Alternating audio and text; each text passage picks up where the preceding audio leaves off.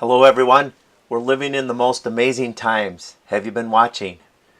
There's much unfolding before our eyes, and I want to report to you here something that happened just last week.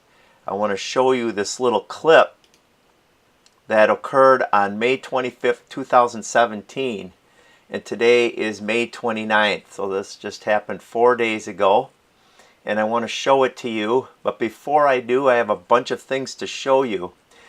This is a difficult video for me to make because I'm learning and sharing at the same time. That's hard to do. It's hard to learn and share at the same time because you don't know you don't know what you're talking about. Right? So I'm trying to stick to the facts here. And I may still go overboard and say things that I didn't really intend to say or shouldn't maybe have said. So bear with me. Take everything I'm saying today with a grain of salt, but I can't just hold back and not share this with you because it's really critical. You're going to want to stay and hang in there for this because it's got me shaking. I am shaking. Just this is, well, let's put it this way. It could be very significant, and I personally think it is. I want to ask you a question before I get started. If I show you things in the material world that are true, material things that actually happened, and you have a difficult time believing me about the things that are true in the material world, how will you receive those things in the unseen realm? So what I'm about to show you just in the material world is extremely hard to believe. You're going to have a hard time with it. But I'm not even going into the spiritual significance so much behind it. Many will not be able to handle what I'm about to say, what I'm about to show. I know this is going to get much more difficult as the days draw on. I am just starting to go deeper with all of you. So let's just review some of the scriptures regarding those things that are visible and those things that are invisible. There's many scriptures on this, but I'll just touch on a few here. Ephesians 5:13 says, "But all things become visible when they are exposed by the light. For everything that becomes visible is light." That's my job, is to expose these things with the light. God also says in Colossians 1:16, "For by him all things were created, both in the heavens and on earth, visible and invisible." Invisible things were created? They sure have been. Can your eyes see the invisible things? That just is exciting to me, that we should see invisible things. So visible and invisible, whether thrones or dominions or rulers or authorities. Why did he say that right here? These are governments. These are governments. Thrones, dominions, rulers, authorities. Why does he say governments right there? Because all these things have been created through him and for him. So what I'm about to show you, you're going to want to review this verse and contemplate it over and over as the weeks unfold. In 2 Corinthians 4:17, there's an interesting verse. Now, I don't know if you've ever thought about seeing with eyes that can see past the visible into the invisible. But this is something that has gripped me and has made me very zealous, very passionate. That God gives me eyes to see what most people would never see.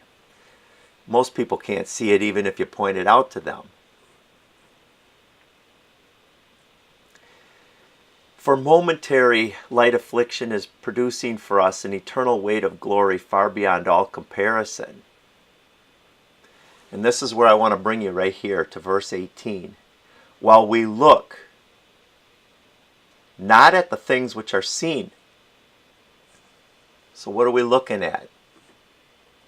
Not the things which are seen, for the things which are seen are temporal. While we look not at the things which are seen, but the things which are not seen, because those are eternal.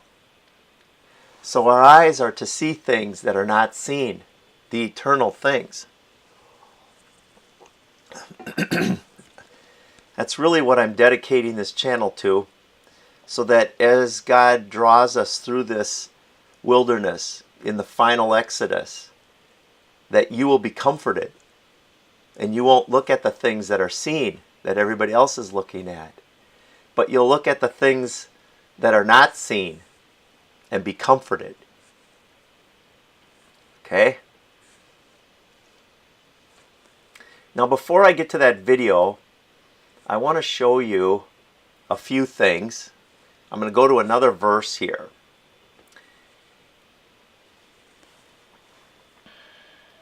This is Revelation 13, verse 2. It says, "The beast which I saw was like a leopard, and his feet were like those of a bear, and his mouth like the mouth of a lion.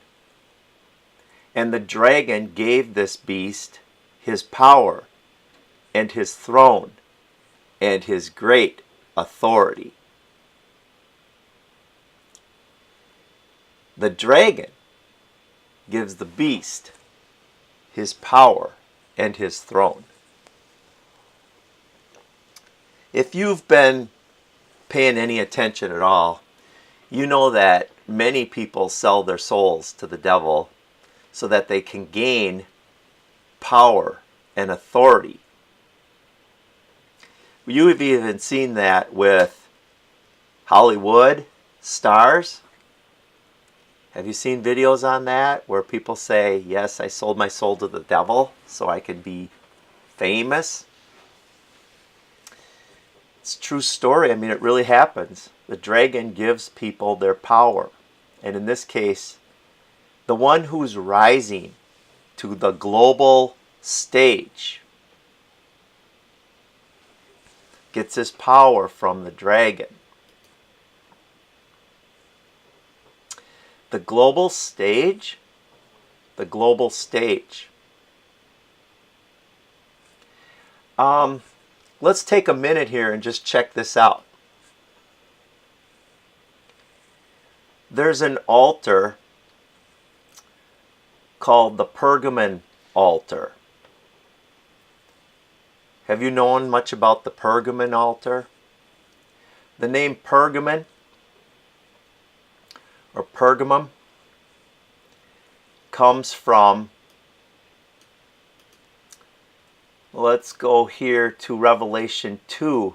The angel of the church in Pergamum write this: "The one who has the sharp two-edged sword says this, I know where you dwell, where Satan's throne is."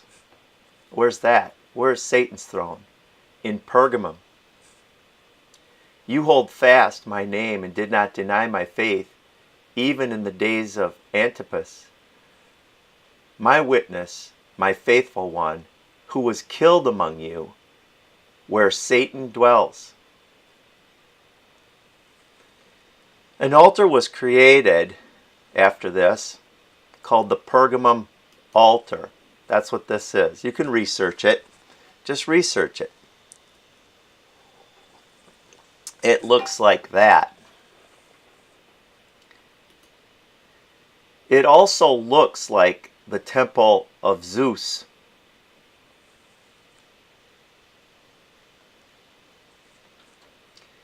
If you look down here, back in Hitler's day, he actually had this recreated for himself.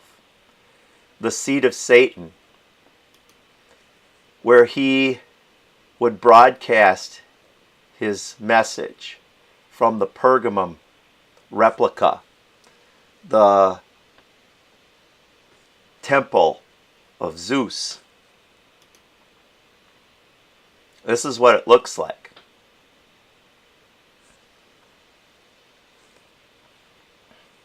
It's interesting that Barack Obama in 2008 had an altar built for him. Oh, did I say altar? I'm sorry. It's a platform. 2008. Look it up. In the shape of the Pergamum altar. You say, no, that's not true. You're just making this up. I'm just showing you physical things. I'm not making strong statements. I'm just showing you things in the material realm, in the seen realm. And I'm showing you what this looks like. It looks like the temple of Zeus.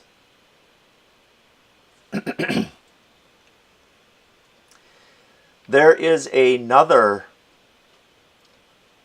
replica of this in Berlin. It's called the Brandenburg Gate. This is the Brandenburg Gate.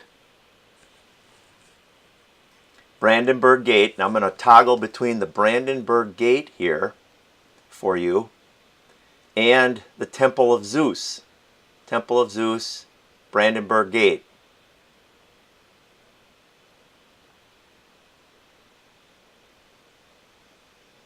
Do they look alike to you?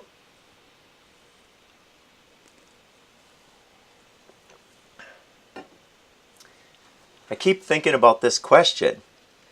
If you can't see things in the material realm, and you didn't notice what happened last Thursday on May 25th, how are you going to see things in the spiritual realm?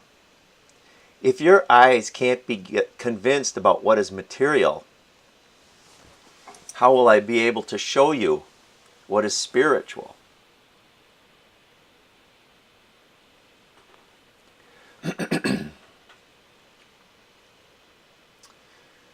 So we move to this picture before the Brandenburg Gate, where a speech was given. A speech was given. Now I want to ask you a question. When in the history that you know about has a president left office or finished 8 years of a presidency and then started on the global stage establishing himself? Have you ever seen that? Have you ever seen that? I'll cut away here to this. Listen to me. In 2007, my eyes were on this man. I said, he's going to rise to the global stage. I told my wife Marie that.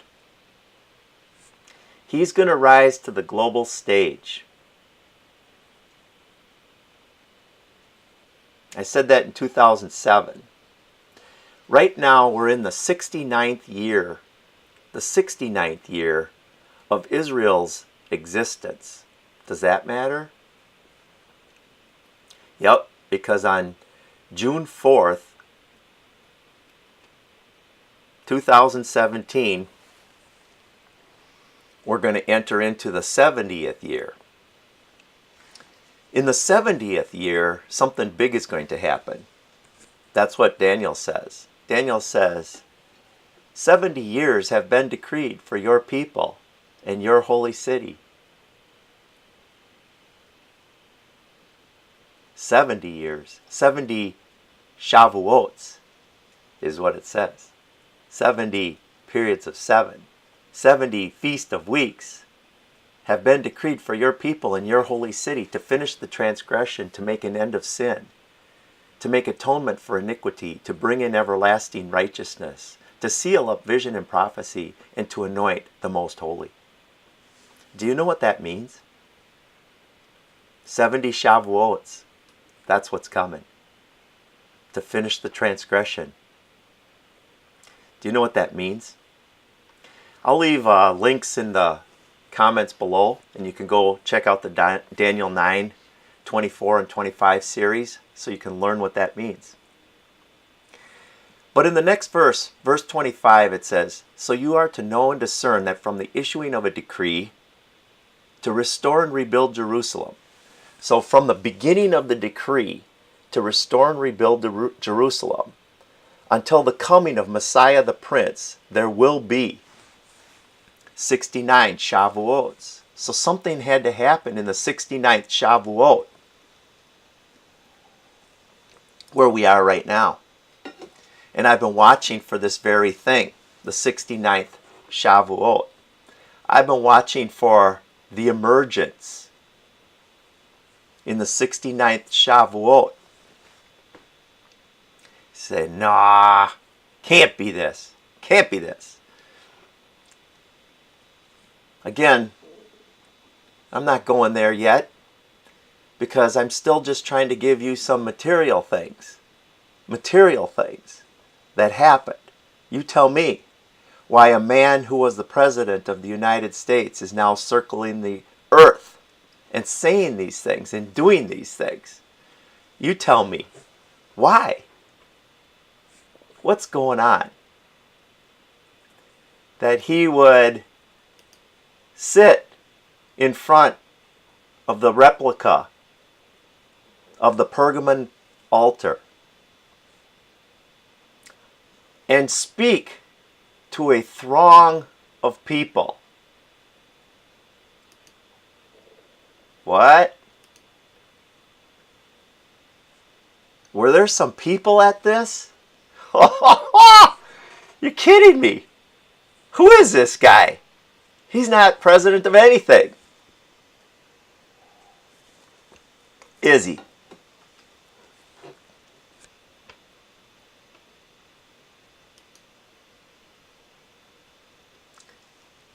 This is her country.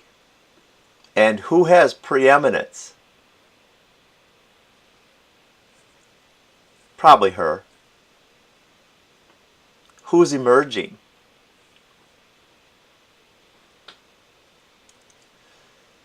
What's going on here? What's going on here?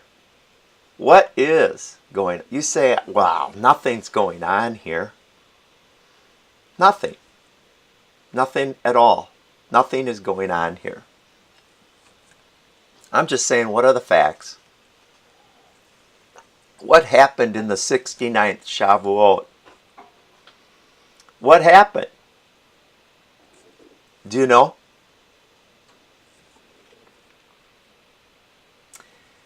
I'll play this for you. You ready? Are you ready? Before I play this, I say one more thing. Do you know what the New World Order is? Have you heard of it? Type it in, do some research. And once you figure out what the New World Order is, then I want to ask you this question. Do you know what the Old World Order is? Do you? Do you know what the Old World Order is? Because if you don't, you have some homework to do. You need to know what the New World Order is and what the Old World Order is. You do. Then you'll know what he's talking about here. This is a short clip. I'm going to unplug my microphone and play it for you. Let's take a look at this together. So here it is.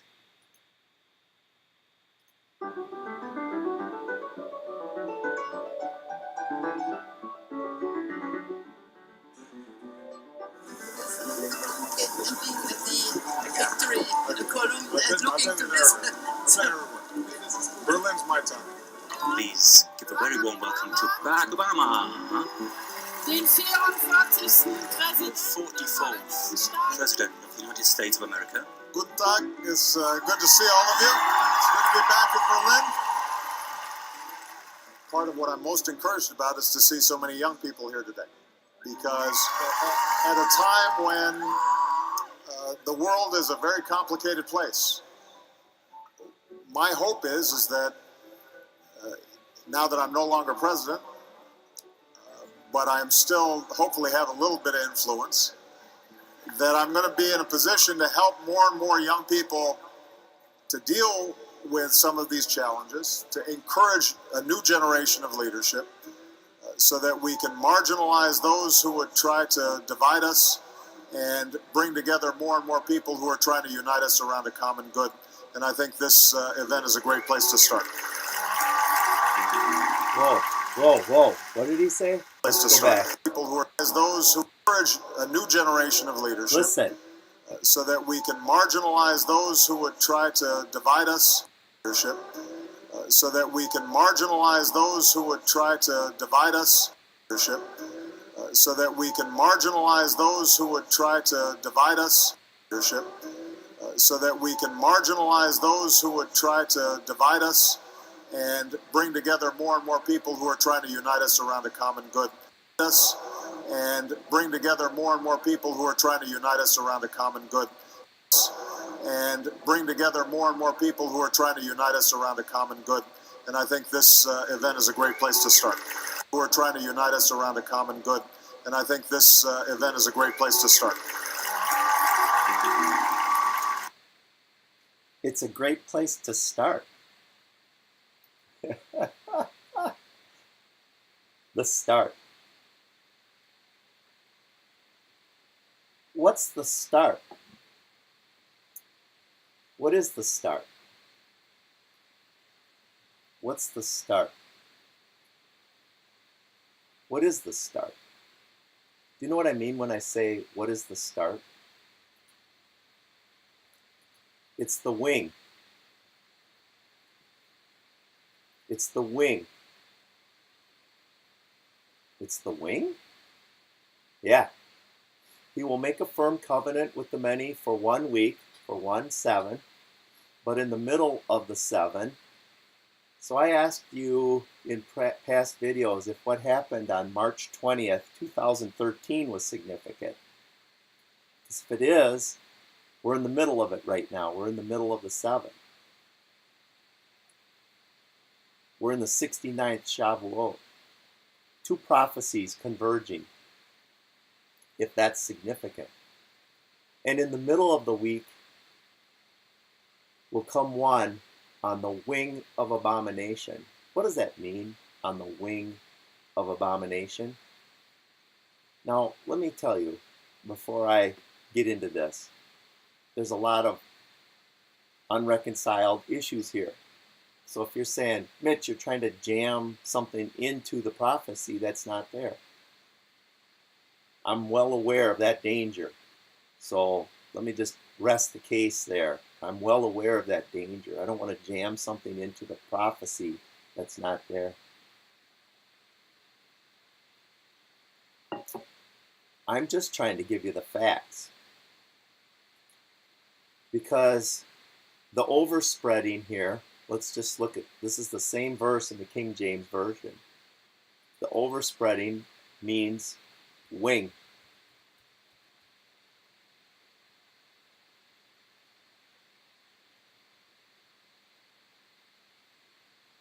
Army.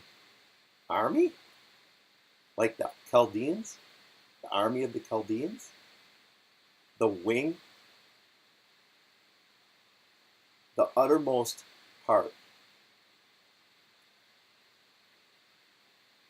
The uttermost part. The onset. The beginning. In the wing. On the wing. Do you know what it means to be in the wings? It's not the same as on the wing, is it? In the wings. When you're on vacation, you're in the wings. But when you come back to the global scene, you're on the wing. On the wing. You're on the wing of abomination. You're on the onset. You're on the uttermost part. Oh, God's word is amazing. What are you thinking so far? Is that crazy?